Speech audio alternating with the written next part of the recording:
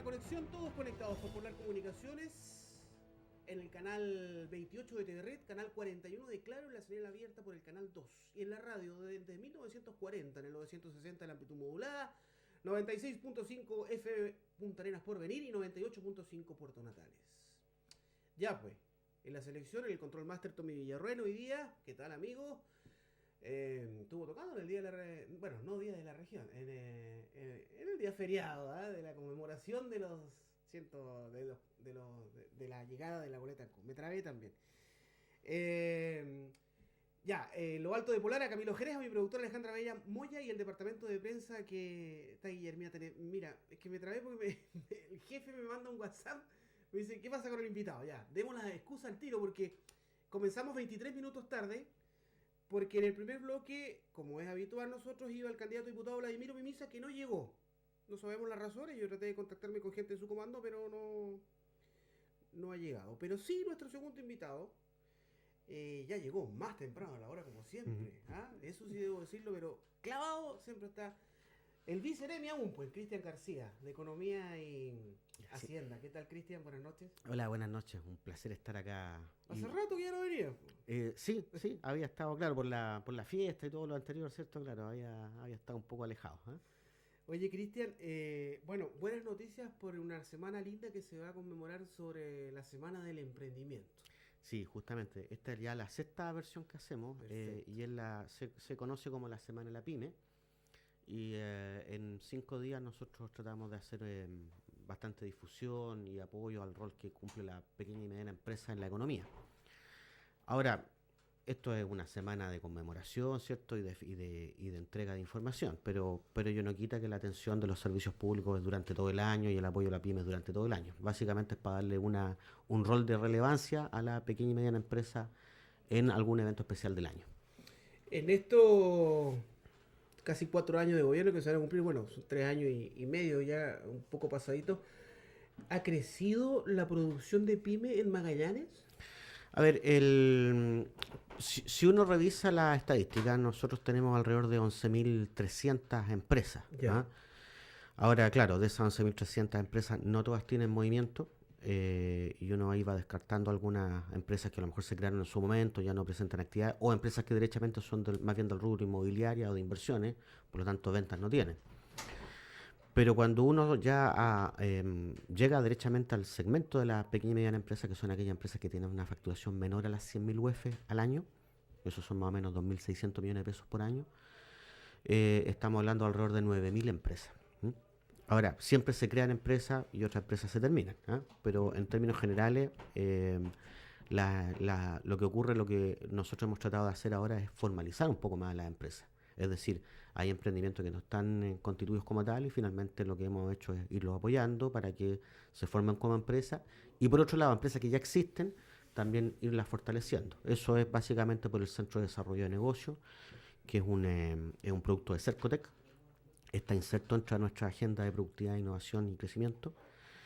Tenemos un centro de negocio que está funcionando en Punta Arenas hace 2 años ya y otro en Puerto Natales. Y hay 2 centros satélites, uno en Porvenir y otro en Williams. Bueno. ¿Ah? Entonces lo que se busca ahí es no solamente apoyar ideas buenas que se transformen en negocios, sino negocios que ya existen, aumentar sus ventas, aumentar su rentabilidad, aumentar su poder competitivo frente al resto de la industria.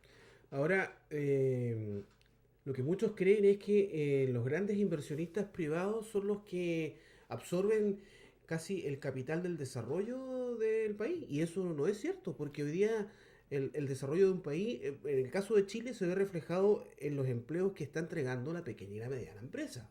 Claro, efectivamente, hay un fenómeno en la economía que es cierto, o sea, los grandes proyectos de inversión, por el tipo de actividad que generan, atraen más empresas pequeñas y medianas, ¿cierto?, que le proveen de servicios y por lo tanto mayor empleabilidad. Eso es lo que se conoce como los clústeres, ¿cierto? Claro. Pero aún así, sin los clústeres, también las pequeñas y medianas empresas existen porque el comercio y el turismo, por ejemplo, está básicamente sustentado y los servicios mismos son proveídos por empresas finalmente que son del segmento pequeña y mediana empresa. Son empresas familiares que han ido creciendo en el tiempo y que a veces son tercera generación inclusive de gente que mantiene su negocio, que es el negocio que le dejó el papá y el papá el negocio que dejó hacia atrás el abuelo. Entonces, es importante no solamente apoyarlo en el momento de la partida, sino también en la etapa de madurez y también para irlo haciendo un poco, darle el impulso para que vayan creciendo, para que vayan aumentando su volumen y para también entregarle mayores competencias, porque también los tiempos van cambiando. O sea, años atrás todo el mundo manejaba la libretita, ¿cierto? Pero hoy día hay otros medios electrónicos de pago que también son interesantes de conocer. Años atrás todo era en papel, hoy día básicamente hay mucha electrónica y por lo tanto la facturación, por ejemplo, ya está siendo prácticamente obligatoria y de aquí a unos años más vamos a tener a todo el mundo facturando electrónicamente.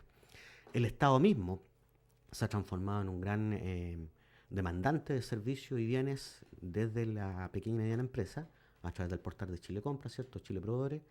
Y por lo tanto también una oportunidad de negocio para las pequeñas y medianas empresas el hacerse proveedores del Estado. Pero eso requiere que estén formalizadas, ¿cierto? Que se constituyan, que estén inscritas también en el portal de Chile Proveedores y también tener alguna competencia como para manejar la plataforma, ¿cierto? Y poder hacer las ofertas y sus productos y además poder llegar inclusive a celebrar convenios marcos. Que en el fondo lo exime de estar participando en licitaciones, se lo puede comprar directamente. Claro. El otro día me contaba un abogado que en algún minuto se dio la discusión de una ley que se podía hacer para el país para ayudar a la pequeña y mediana empresa con el tema del pago de proveedores. Porque muchas veces, Cristian, eso se transforma en un abuso y uno no lo vea, pero cuando te cuentan la gente la realidad, es otra. Porque, pucha, para mí es rico, por ejemplo, ir al Unimar o al Líder y decirlo abiertamente y comprar lechuga regional o zanahoria regional o betarraga regional. Y eso ellos se lo compran en cantidad, porque a mí me van a vender un paquete de hoy día de lechuga en 1.200, 1.300 pesos. Si yo voy a la parcela misma me lo venden 500. Pero bueno, es parte del negocio y de la economía libre de mercado. Pero ese pago a ese pequeño emprendedor, a esa persona que se dedica a cultivar las cosas, en este caso que estamos dando el ejemplo de las verduras, le van a pagar a 120 días una factura. Eso también es impresentable. Claro, ahí, bueno, lo que también hemos hecho nosotros es trabajo a veces con la gran empresa para el famoso sello ProPyme. Ya. En donde una de las cosas del sello ProPyme es efectivamente que la empresa que tenga ese sello es porque ha optado por hacer pago a sus proveedores dentro de los 30 días y por supuesto privilegiar los proveedores mediana y pequeña empresa. Ahora, hay que señalar de que efectivamente no existe una legislación que obliga a una determinada fecha de pago, pero sin embargo, no existiendo una ley específica para este tema de la mediana y pequeña empresa, hay una legislación general que sí permite tener herramientas de cobro. Y es, por ejemplo, la factura misma. Ya. Antes del año 2004 la factura era solamente un documento tributario, pero a partir de ese momento se dictó una ley donde la factura además tiene la cuarta copia cedible. Y al octavo día de recibir la factura, si es que no hay ningún rechazo de la factura misma, se entiende como irrevocablemente aceptada. Eso significa que la factura se puede entregar un factoring para cobranza, ¿cierto? Y adelantar la plata, o derechamente, si no está pagada, hacer el protesto de la factura y hacer las gestiones de cobranza, porque la factura tiene un mérito ejecutivo. Ya. Que tenga mérito ejecutivo significa de que no hay que estar haciendo una demanda para que la contraparte reconozca la deuda. El hecho de que conste la factura significa que la deuda existe. Por eso es importante mantener las copias cedibles, la cuarta copia de la factura, y en el caso que se paguen las deudas, exigir que le devuelvan la cuarta copia. La cuarta copia, claro. Pero Para claro, el bandido muchas veces. Justamente, pero es parte de los elementos que uno también da a conocer, por ejemplo, en el Centro de Desarrollo de Negocio, que muchas veces es evidente, el empresario está dedicado a su negocio, no a estos detalles. Y la idea del centro de negocio y todas estas herramientas que estamos manejando, sobre todo con Cercotec y con la Corfo, es que el empresario y la empresa se dedica a su negocio y nosotros facilitarle el resto de las actividades que van relacionadas con el negocio. Claro. El otro día conversaba con el director de Cercotec de esta feria que también hicieron Sí. en el arriero, estuvo bien buena. Claro, esa feria era de la pequeña empresa. Sí, y hubo una charla, estuvo bien interesante. Y yo le contaba que lo difícil que de repente es emprender, pero lo importante que ha sido para Cercotec en este caso, bueno, que es parte de tu ministerio, el socio cooperador o socio aliado en esto, que es el gobierno regional, viejo, ha pasado muchas lucas para esto. Sí, qué bueno que lo menciones, porque efectivamente el Ministerio de Economía tiene un solo convenio de programación. En realidad todos los ministerios pueden celebrar convenios de programación con diversos organismos, entre ellos con los gobiernos regionales. Y los gobiernos regionales, por supuesto, Cuando hacen los convenios de programación, la idea es que el gobierno regional coloque parte de los fondos y el ministerio otro tanto para determinados proyectos, planes y programas. En el caso del Ministerio de Economía, el único convenio de programación que tiene es con esta región. Y lo tiene con esta región justamente por los buenos indicadores económicos que tiene la región. Buenas cifras de empleo, buenas cifras de crecimiento en cuanto al INASER, ¿cierto? Bastante estabilidad también en lo que significa el clima de inversiones. Y por lo tanto, ese convenio, una parte la coloca el gobierno regional, otra parte la coloca el Ministerio de Economía, y finalmente lo que ocurre es que, claro, hay transferencias que hace el gobierno regional a Cercotec, y eso permite ampliar la cartera de inversiones que Cercotec ya tiene. Y eso ha permitido, por ejemplo, ampliar el programa de los barrios comerciales, en donde en el barrio 18 se ha Sí, visto pues. esto, ¿cierto? Donde hay entrega de subsidios y beneficios para esos negocios, pero también el almacén de barrios, el programa almacén de barrios, o el capital semilla o el capital abeja, que hemos entregado también mayores recursos y subsidios específicos para determinados segmentos, no solamente cuando están partiendo con el emprendimiento, sino muchas veces emprendimientos que ya existen para que vayan mejorando también su nivel de venta o para mejorar la atención, en el caso de los almaceneros, por ejemplo. Sí, pues. Y que bueno que tocaste a los almaceneros porque estos feriados irrenunciables que pasaron ahora como el 18 y el 19, pucha, todos contentos, po. Uno va a comprar ahí a la vuelta de su casa una bebida o lo que te falte para el almuerzo, un kilo de Mm, papa, mm. lo que sea, No falla el almacén de barrio. no falla. Y ahí está, y te Sí, atienden de una forma afable y no tienes que hacer largas colas. sí. O sea, y quedan contentos, pues, y que es lo mejor de todo. Sí, aparte que también se reactiva la misma vida de barrio, o sea, hay que reconocer además que el almacenero conoce a sus clientes, ¿cierto? Hay un trato más personal. Y claro, estos feriados irrenunciables son una oportunidad también para esos negocios que son familiares donde perfectamente pueden seguir funcionando, efectivamente. ¿Ah? Pero claro, la intención, insisto, a través del Ministerio de Economía y todos estos instrumentos, sobre todo los que maneja Cercotec, es potenciar y ser una ayuda para la pequeña y mediana empresa. Nosotros en el gobierno de la presidenta Michelle Bachelet, dentro del corazón del programa de la presidenta es combatir la desigualdad en todas sus formas. Una de las desigualdades, por supuesto, tiene que ver con el tamaño de las empresas. No es lo mismo la gran empresa que la pequeña o mediana empresa, Mm. que no compiten en igualdad de condiciones. Por lo tanto, los instrumentos y las herramientas que nosotros estamos entregando es justamente para poder emparejar la cancha, para que esas pequeñas y medianas empresas tengan mejor posibilidades de competir con la gran empresa, puedan subsistir en el tiempo y además reconocer también el rol que juega la pequeña y mediana empresa. El gobierno de la presidenta Michelle Bachelet y también este gobierno regional ha optado y ha elegido apoyar a la pequeña y mediana empresa. Claro. Me parece. Y qué bueno que se pueda mantener también, porque ahora en el momento que vienen elecciones presidenciales, claro, hay dos proyectos de país distintos, por lo que representa Piñera, lo que representa Carolina o Guille por un lado, Mm. el Frente Amplio, pero la gente tiene que informarse de eso, po.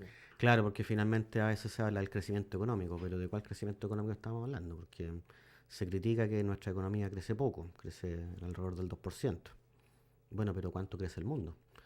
Yo de repente coloco esto como casi como chiste. Uno no puede pretender que un hijo de uno mida 4 metros de altura cuando la raza humana no pasa los 2 metros 10. Claro. Entonces no pidamos un imposible. Entonces, claro, en este contexto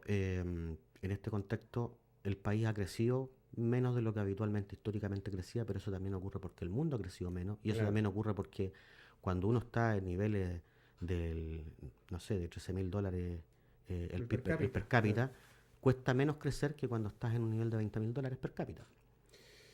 Nos hace una pregunta acá a través del WhatsApp. Cristian me dice, un auditor quiere ¿Mm? saber si es posible que se pueda pagar la deuda del 4% de la gente de la tercera edad.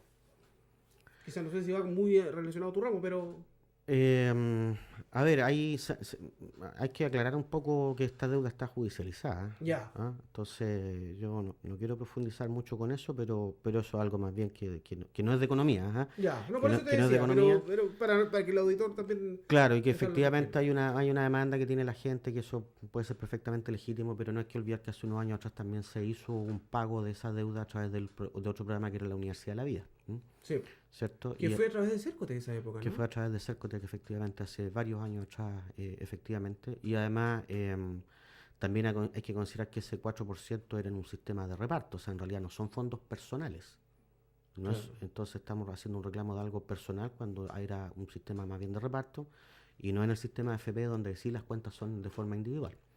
Además, claro, el 4% el trabajador ponía un 2% adicional y el empleador el otro 2%. El otro 2%, ¿Mm? claro. Entonces hay varias aristas ahí y ellos también tienen la deuda judicializada, hay una demanda inclusive contra el Estado.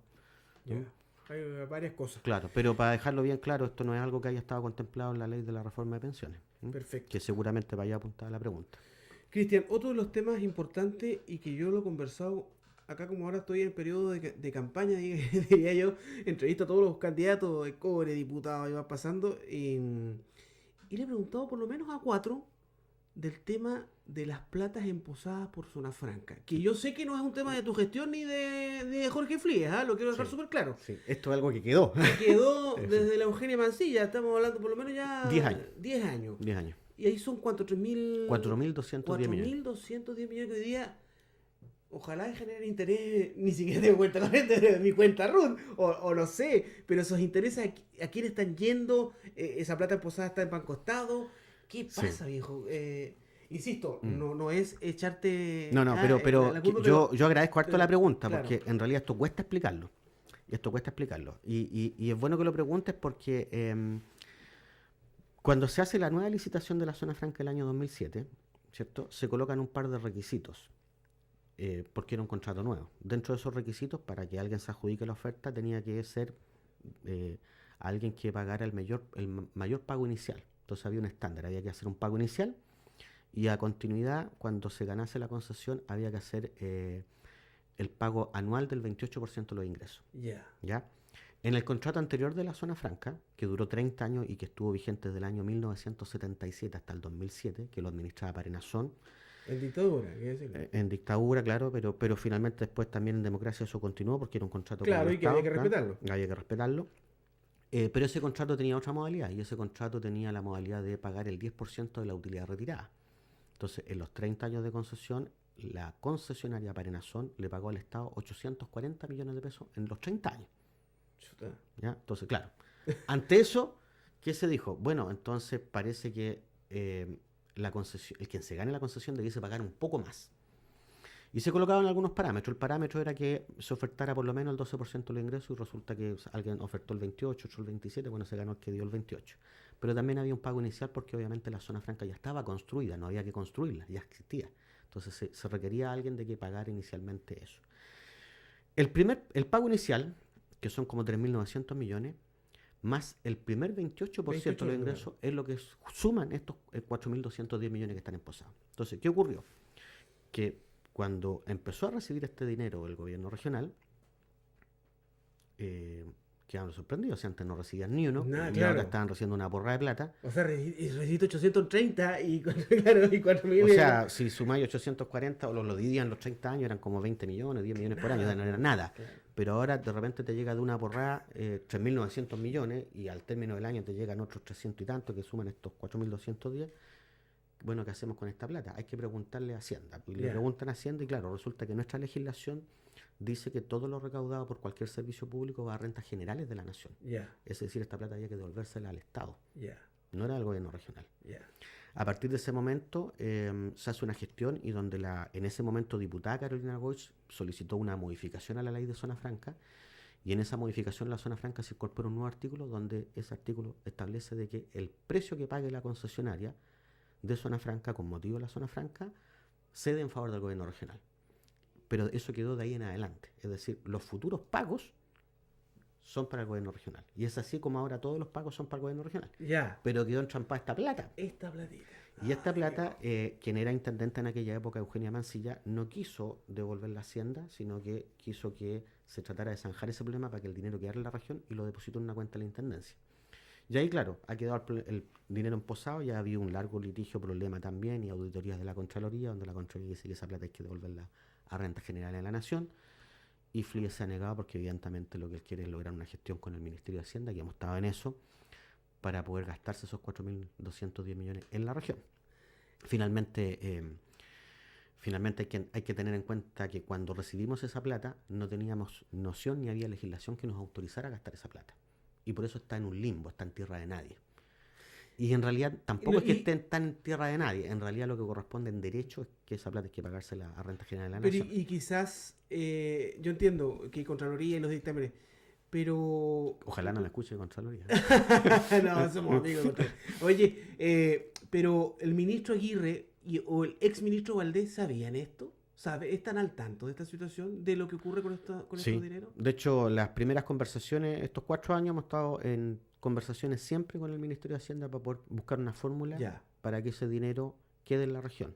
Y quizás se me ocurre esto, Cristian, pero la presidenta tenía una mirada, el presidente de Chile tenía una mirada tan especial con Magallanes con este plan de zonas extremas que a través de un decreto presidencial. Es que el punto es ese, que no puede ser un decreto presidencial. Hay que ver una fórmula con la misma legislación que existe para poder gastarse, para que ese Esos dinero 4.200 se gasten en la región. se gaste en la región. Pero porque hacer una ley es una complejidad enorme. ¿Ah?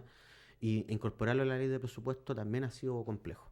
¿Ah? Entonces lo que hay que buscar es otra fórmula, algo más simple, que hemos estado ya, no quiero adelantar cosas, pero hemos estado llegando a algunas fórmulas y la intención es justamente que ese dinero quede en la región. Ya. ¿Ah? Porque hay que aclararlo, o sea, cualquier dinero que recaude cualquier organismo público va a renta general A de la renta nación general, y luego a la región y a todos los servicios les llega por la vía de la ley de O presupuesto. sea, acá hay una lucha de regionalismo, absolutamente. Claro, hay una lucha de regionalismo. Ahora, aquí hay dos cosas. Primero hay que agradecer a la senadora en Goich, en ese momento diputada, de que por fin los dineros de Zona Franca sí están llegando a partir del año 2008 en adelante a la región. Y también hay que agradecerle a la entonces intendente Eugenia Mancilla que este dinero tuvo la custodia de dejarlo en una cuenta de la intendencia porque el problema, si no el problema se hubiese solucionado y la solución Claro, es que que se iba a perdimos la rentas plata. generales, claro. Que perdimos la plata. Fue atrevida. Para Fue la atrevida, época, fue claro, atrevida. claro. Y qué bueno que así sea. Pero eso, bueno, esos intereses finalmente van quedando que en la misma cuenta, ¿no? No, porque es una cuenta Tampoco hay. corriente. No es un depósito a la vista, ni un depósito a plazo, Chuta. no es un instrumento financiero. De hecho, hay Ya, provisión de eso. O ya. sea, si hubiesen hecho una inversión en un instrumento financiero, estarían lo más probable presos o con un sumario por lo menos por estar haciendo, digamos, inversiones que no están autorizadas. Solamente se pueden hacer inversiones en valores cuando hay autorización también para ello a través de una ley. La ¿Y tesorería, por ejemplo, hace crees inversión tú, en valores. crees tú, Cristian, que pueda existir humo blanco antes de que termine el gobierno? ¿O no, no crees que no puede Yo pasar? soy optimista. Nosotros hemos dado la pelea con los dos ministros, con los dos, bueno, ahora con el tercer ministro de Hacienda también habrá que darla, con el subsecretario también. Hemos conversado mucho con la DIPRE. Cada año que vamos a trabajar la ley de presupuesto se conversa este tema y esperamos esta vez sí llegar a la solución. Mm. ¿Mm? Porque es súper interesante y eso es lo que yo hago con los consejeros regionales. Que más allá que vayas o no vayas a la reelección, el plan de zonas extremas es fabuloso. Y no puedo nada más que destacarlo a lo anterior que Piñera prometió con el plan Magallanes y no pasó nada, viejo. Ujú. Pero creo que también falta de apuntar una mirada de ese plan al desarrollo humano. Sí. Por ejemplo, y un ejemplo que lo tomo siempre, y digo, el kilómetro pavimentado en Tierra del Fuego hoy día tiene un valor de 1.200 millones de pesos. Para una empresa y un privado está bien y se lo gana en buena ley y todo, si nadie está diciendo lo contrario. Pero eso hoy día, 4.210 millones que tenemos, ¿por qué no decir, sabes qué? El otro día, Cristian, la selección de la Araucanía fue a jugar a Santiago a prepararse, a hacer una pretemporada. Ujú. Oye, viejo, le ganaron a Colo-Colo, a Cobreloa, a Audax Italiano. Los chicos. Entonces después nosotros decimos, cuando nuestras delegaciones van, hoy día lo que está haciendo la selección de Magallanes, la sub-17, ganó un partido con Santiago, hoy día va punteando, Sí. jugando de local y ganando, con grandes cuadros. Entonces cuando después vienen los cables decimos, no, pero oye, otra vez último Magallanes en los Juegos de la Araucanía, otra vez último en los Juegos Binacionales. Entonces, esa plata de repente decir, ¿sabes qué, cabrón? Vamos a hacer como un centro de alto rendimiento Mm. y la mitad ya, la mitad para ustedes y la otra mitad para cultura. Claro. Ponte tú. Sí, efectivamente, eso que tú dices, tienes toda la razón, eso es innegable, claro. Y aquí nadie está haciendo un cuestionamiento ni al rol de la empresa privada ni al rol del No, Estado. no, Lo que sí, pasa se es que lo- es una realidad por el sistema que tenemos imperante económico y el centralismo, ¿cierto? Y también porque somos una población bastante pequeña con un Exacto. territorio muy extenso. Sí, eso no es culpa de nadie, sino que es culpa de las circunstancias. Pero efectivamente, ¿cuál es la fórmula? La fórmula no necesariamente es que este dinero vaya al gobierno regional, esa sería la solución ideal. Pero también puede ser de que vaya a otro ministerio. Entonces, si tiene que ir el dinero a renta general de la nación, que se devuelve a la región por la vía de la ley de presupuesto, pero en alguna partida especial para algún Claro. ministerio, para que se gaste en la región, para alguna cartera de inversión de la región, o finalmente para el gobierno regional.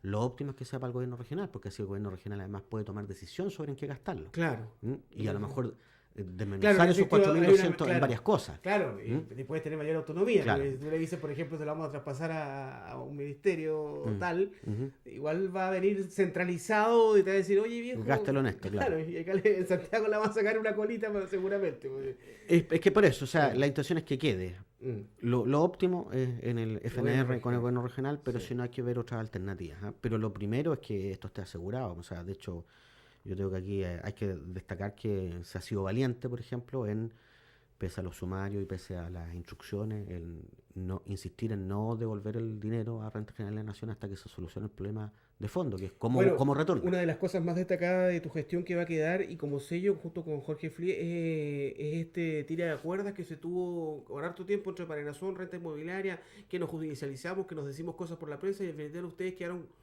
ahí como juez mirando, pero también encontrando las partes, que es Sí. importante. Po. Claro, porque finalmente se lograron destrabar todos los conflictos entre la Cámara Franca y la Intendencia y entre Renta Inmobiliaria y la Intendencia. Y Claro. finalmente lo que hicimos ahora es que se junte en una mesa de trabajo Renta Inmobiliaria con la Cámara Franca y ahora están trabajando en conjunto.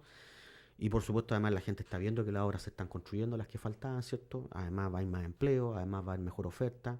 Evidentemente que siempre van a faltar cosas, pero nosotros hemos solucionado 10 años de conflicto. Y eso significó cambio de los horarios, por ejemplo, extensión de los horarios, ¿cierto? Mayores inversiones, mayores módulos, ¿cierto? Nosotros cobramos además las multas que estaban prescritas, cosas que no se habían fiscalizado. Terminamos con las demandas en los tribunales, además le ganamos a la Cámara Franca un montón de presentaciones que hizo en la Contraloría, infundadas muchas de ellas. Y además hay que reconocer que ahora la Cámara Franca tiene un nuevo directorio que ha sido bastante más propenso al diálogo, a la conversación y al mirar hacia el futuro, porque Zona Franca tienen para muchos años y por lo tanto hay que cuidar el recinto, hay que cuidar la franquicia y por lo tanto también es importante que el ambiente de negocio esté ajeno de toda esta problemática. Y era importante eso. Hoy Mm. día lo hemos logrado. La otra tarea que queda ahora es despejar todo lo de la ley Navarino. Sí, pues. ¿Y cómo va eso?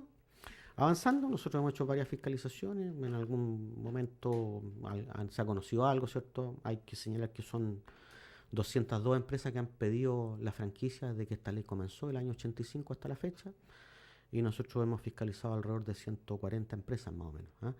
De esas hay que señalar que más o menos 120 empresas por ahí se ha declarado la caducidad de sus contratos porque la ley establece algunos requisitos cuando las empresas dejan de operar o cuando nunca se instalaron. Que a veces, claro, puede ocurrir que una empresa pidió acogerse al beneficio y nunca lo hizo, nunca lo utilizó porque no hizo la inversión. O al revés, se instaló efectivamente, pero en algún momento dejó de seguir funcionando. Entonces es como un poco para ordenar, para saber realmente cuántas Mm, empresas hay, dónde mm. están, si se está haciendo lo que se tiene que hacer. Pero también nos encontramos con sorpresas. Y una de esas sorpresas es la que ustedes vieron en los diarios, ¿cierto? De que significó una demanda en tribunales y estamos demandados por una empresa textil que considera que le quitamos justamente los beneficios. Y por otro lado, nosotros hicimos la demanda en la fiscalía porque consideramos de que la empresa usó los beneficios y creemos que hay fraude al fisco. Perfecto. En otro de los temas que yo he consultado igual acá bastante, la posible extensión de una ley Navarino a Última Esperanza. ¿Qué crees tú? Que más allá del eslogan o de lo populista que pueda sonar, hay una responsabilidad fiscal. ¿Es posible? Porque Última Esperanza hoy día también Es vemos que que, tienen sus bajos en el sí, momento que no es temporada turística. sí, pero hay que hacerse la siguiente pregunta. Tierra del Fuego y la provincia de Antártica, ¿están más desarrolladas que Última Esperanza? No. Entonces la ley Navarino no es la solución. Estoy de acuerdo que falta algo, pero no es la ley Navarino la solución. De hecho, ese instrumento es de hace 30 años, entonces claramente hay que perfeccionarlo también. Sé que, y hay que reconocer, a algún instrumento de apoyo le falta Última Esperanza, pero no estoy convencido de que sea la ley La Navarino. extensión de la ley Navarino. No, en absoluto. Claro. Es un buen punto eso, ¿eh? ¿Mm? Oye, Así Cristian. como tampoco estoy de acuerdo que haya exención de IVA para todo el territorio de la región, porque por venir tiene exención de IVA y, insisto, ¿está desarrollado como uno quisiera? No. Sí.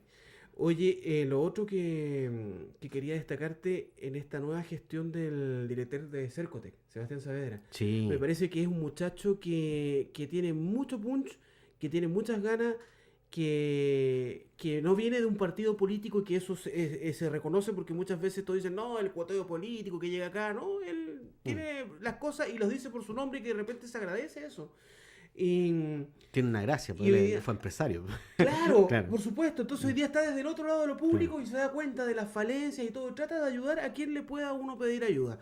En ese sentido, Hoy día Cercotec también tiene una mirada distinta de cómo era antes, creo yo, que también se acaba el asistencialismo, de decir, oye, Mm, acá te doy el pescado, pero no te enseño a pescar. mm, Y lo que ha hecho el Centro de Desarrollo de Negocios es lo que tú lo decías al principio, mm. es súper importante. Lo que le hablábamos nosotros ahora que le dimos casi, le diste casi una clase magistral a los que nos están escuchando y viendo por el tema del pago de proveedores, por ejemplo. Y esas otras cosas que muchas veces, yo te lo Mm, digo porque yo tengo tíos que son pequeños empresarios y de repente me dicen, nosotros no tenemos tiempo de andar leyendo las mm, leyes del IVA y todo el cuestión. Entonces lo dejan en manos de otras personas, pero estas cosas así, mm. él ha asistido a estos talleres y por eso yo te digo la efectividad de que sirven Sí, y que hace súper bien y que existe el real compromiso de gobierno hoy día con sí. la pequeña y mediana empresa. Sí, eso es efectivo. O sea, de hecho, es parte de lo que está inserto en nuestra agenda de productividad, innovación y crecimiento, la agenda PIC, que tenía 47 submedidas, y de esas 47 está el Centro de Desarrollo de Negocios y además, claro, la potenciación que se ha hecho sobre Cercotec.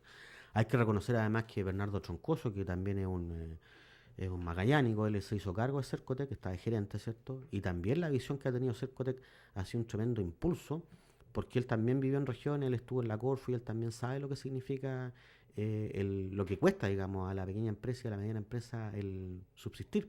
Entonces, claro, no es una medida asistencialista de entregar plata por entregarla, sino que entregarla donde exista realmente la semilla, germine y crezca. Y eso significa no solamente negocios que están partiendo, sino negocios que existen y que puedan salir a flote y que puedan mejorar sus competencias y que puedan mejorar su facturación y que puedan diversificar sus productos, asociarse con otras empresas de los mismos rubros o de rubros a lo mejor no tan similares. Lo importante de estos talleres también, porque no todo es plata para entregar subsidios, sino que también son cursos, capacitaciones, Claro, en la entrega de exacto. herramientas y competencias al emprendedor. Sí. Y muchas veces eso tiene que ver con los talleres donde se conoce la experiencia de otros emprendedores y cómo otros emprendedores han resuelto problemas que ellos también tienen. Entonces, alguien ya lo solucionó y lo solucionó con un camino, con una forma. No todo está en los libros, muchas de las cosas también están en la experiencia. Sí, pues. ¿Mm? Y eso tiene que ser un ida y de vuelta, no Exacto, solo desde lo técnico. exactamente. Qué bueno, Cristian, agradezco esta entrevista. Mira, nos extendimos más de lo habitual, pero Sí. está bien porque sirvió mucho y esperamos que también a la gente le haya gustado. Yo agradezco también siempre este espacio de conversar contigo porque eres un hombre que enfrenta las cosas tal cual son. Muchas Y gracias. no hay de un discurso estándar, se lo he dicho hasta la intendente también, no hay problema en eso, sí, sí, para eso es este espacio. Y cuando te han atacado, te has defendido y también has dicho las cosas que muchas veces la gente quiere en política hoy día, pues quiere no ¿Qué? un doble discurso, sino decir, ¿sabes Claro. qué? Quiere que le digan Esta, que no cuando es no, po. ¿Cuándo es no? Pues si no se puede, si Exacto, no, no se puede. exacto. No, yo agradezco también el espacio, la conversación y quiero además aprovecharme de hacer el llamado también a la gente que nos visite el día lunes a las 3 de la tarde, entre 3 de la tarde y 7 de la tarde del lunes.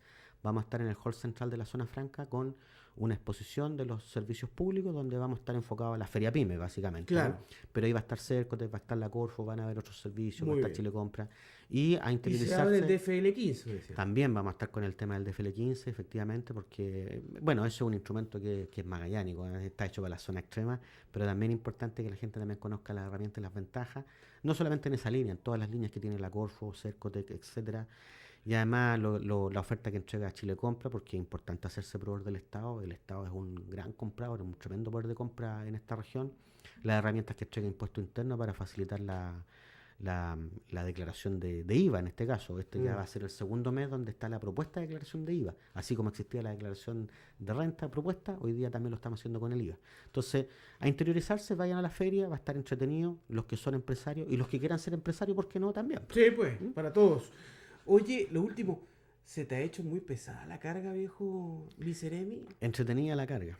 Ya. Entretenida. Además que son carteras que tienen cierta compatibilidad, por decirlo ¿Y de cómo alguna lo manera. haces para contabilizar? En la mañana vas a una oficina, en la tarde vas a otra, ¿no? No, básicamente es que lo que pasa es que los trabajos de estos son más que nada en terrenos, coordinaciones. Finalmente el detalle lo hacen los servicios públicos. Uno aquí hace el trabajo más bien político, de comunicación, de Pero difusión, de no pierdes coordinación. mucho tiempo en firmar papeles, no tanto. No, no tanto. Hay bastante, pierdo más tiempo en hacer mucho papel, ¿ah? Porque también estamos con este tema de la zona franca y la INAGRI nos requirió leer mucho y hacer muchos informes. Pero no, en realidad no es una complejidad, es parte del trabajo, así que no tengo problema. Yo soy de las personas que se lo lee todo, así que, porque hay que leérselo todo para saber de lo que estamos hablando. Sí, pues, así es. Ya, pues, Cristian, que te vaya muy bien, ¿ah? Gracias. Muchas gracias. Tommy Villarreal. Ya nos vamos, entonces nos despedimos. Que tengan un lindo fin de semana. Muchas gracias por la sintonía.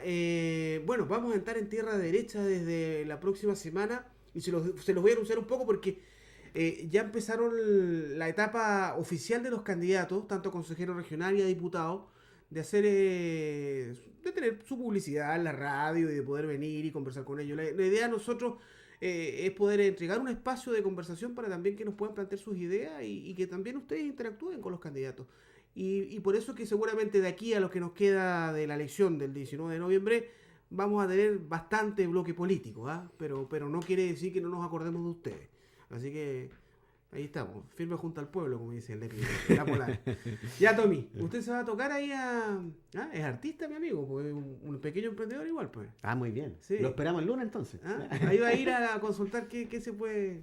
Y joven, pues, tiene 29 años nomás. Está bien, está recién empezando. Sí. Claro. Sí.